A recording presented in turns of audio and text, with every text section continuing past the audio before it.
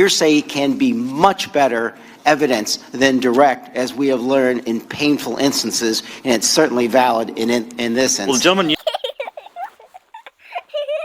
I've said repeatedly, Congressman, I was presuming. I also said that President Trump. so no one told you, not just the president. Giuliani didn't tell you, Mulvaney didn't tell you, nobody, Pompeo didn't tell you, nobody else on this planet told you that Donald Trump was tying aid to these investigations. Is that correct? Yes. So, you really have no testimony today that ties President Trump to a scheme to withhold aid from Ukraine in exchange for these investigations. Other than my own presumption. Which is nothing. I mean, that's what I don't understand. So you know what hearsay evidence is, Ambassador? Hearsay is when I testify what someone else told me. Do you know what made-up testimony is? Made-up testimony is when I just presume it. I mean, you're just assuming all of these things, and then you're giving them the evidence that they're running out and doing press conferences, and CNN's headline is saying that you're saying the President of the United States should be impeached because he tied aid to investigations, and you don't know that, correct? I never said the President of the United States should be impeached. I have a parliamentary inquiry. The gentleman is not recognized.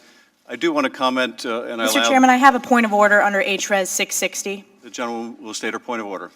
The point of order is, will the chairman continue to prohibit witnesses from answering Republican questions as you've done in closed hearings and as you did this week when you interrupted our questions? That is not a proper point of order. The gentleman will suspend. Mr. Speaker, Mr. Chairman, I have a The gentleman is not recognized. Mr. Chairman, I have a point of order. The gentleman is not recognized. I have a point of order, though. The gentleman is not recognized. I do want to respond. I allowed the ranking member to. I have a point of order. The gentleman is not recognized. Mr. Chairman, there are 4 transcripts that have not been released. The gentleman is not recognized. Holy Ranking cow. member. I know, Ms. Stefanik, you had a few quick questions for the ambassador. I'll yield to you, Ms. Stefanik. Thank you, Mr. Nunes. Ambassador Yovanovitch, thank you for being here today. The gentlewoman will suspend. What is the interruption for this time? It is our time. The gentlewoman will suspend. You're not recognized. Mr. Nunes, you are minority counsel. I just recognized. Under the House Resolution 660, you're not allowed to yield time except to minority counsel. The ranking member yielded time to another member of Congress. No, that is not accurate. You're gagging the young lady from New York? Ambassador Yovanovitch, I want to thank you for being Gentlewoman here will today. suspend. You're not recognized. This is the 5th time you have interrupted members of Congress, duly elected members of Congress. Gentlewoman will suspend. Mr. Chair, we control the time. It's been customary of this committee that whoever controls the time can yield to whoever they wish. If we have members of Congress that have a few questions, it seems appropriate that we be able to let Ms. Stefanik ask her question. Yet, in your deposition, you said this, and you said it again in the first hour of the majority. My clear understanding was security assistance money would not come until President Zelensky committed to pursue the investigation. My clear understanding was they weren't going to get the money until President Zelensky committed to pursue the investigations. Now, with all due respect, Ambassador, your clear understanding was obviously wrong because it didn't happen. President Zelensky didn't announce he was going to investigate Burisma or the Bidens.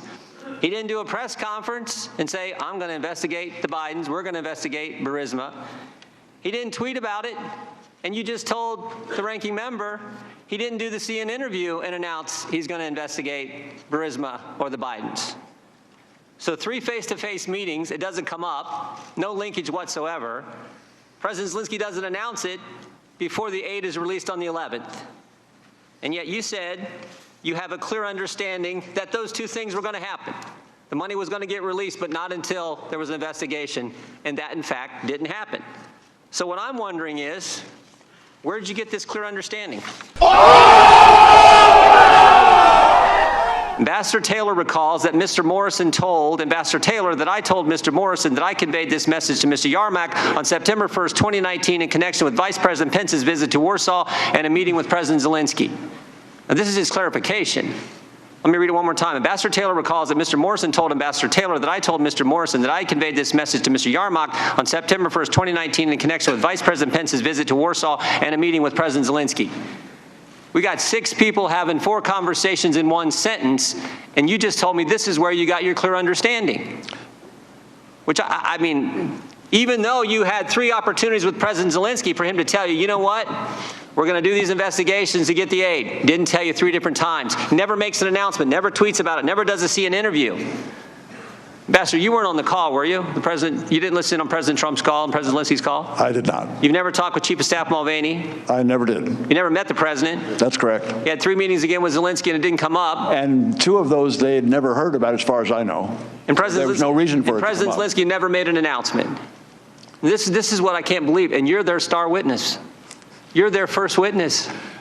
Mr. You're the Jordan, guy. You're the guy based on this, based on, I mean, I've seen church prayer chains that are easier to understand than this. They say that if the facts are against you, argue the law. If the law is against you, argue the facts. And if both are against you, pound the table and yell like hell. It seems at law school these days, it's teaching their students a 4th tactic.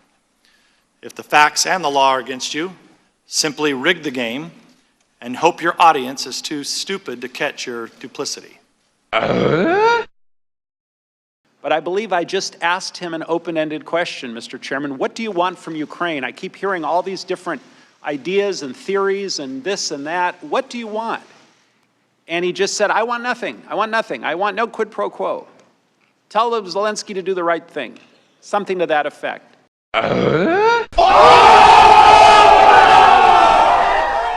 Incredibly, or maybe not so much, given the Democrats' track record, an Inquisition victim had more rights than the Democrats are giving the president.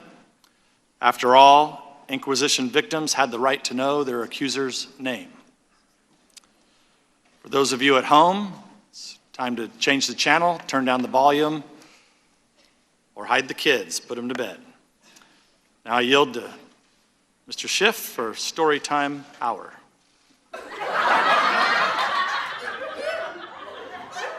President Trump, we are to believe, was just about to do something wrong, and getting caught was the only reason he backed down from whatever nefarious thought crime. It's not President Trump who got caught. It's the Democrats who got caught. They got caught falsely claiming they had more than circumstantial evidence that Trump colluded with Russians to hack the 2016 election. They got caught orchestrating this entire farce with the whistleblower and lying about their secret meetings with him. They got caught defending the false allegations of the Steele dossier, which was paid for by them. They got caught breaking their promise that impeachment would only go forward with bipartisan support because of how damaging it is to the American people. They got caught running a sham impeachment process featuring secret depositions, hidden transcripts, and an unending flood of Democrat leaks to the media. They got caught trying to obtain nude photos of President Trump from Russian pranksters, pretending to be Ukrainians. And they got caught covering up for Alexander Chalupa, a Democratic National Committee operative who colluded with Ukrainian officials to smear the Trump campaign.